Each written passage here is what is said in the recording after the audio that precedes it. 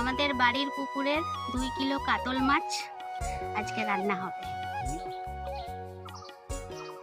বাবা মাছটাকে আদর করছে, খাবে কি খাবে না ভাবছে।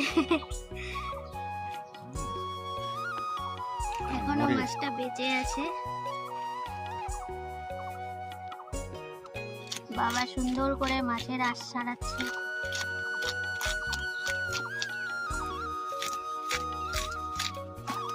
এত বড় মাছ বাবা ভালো মতো ধরতেই পারছে না।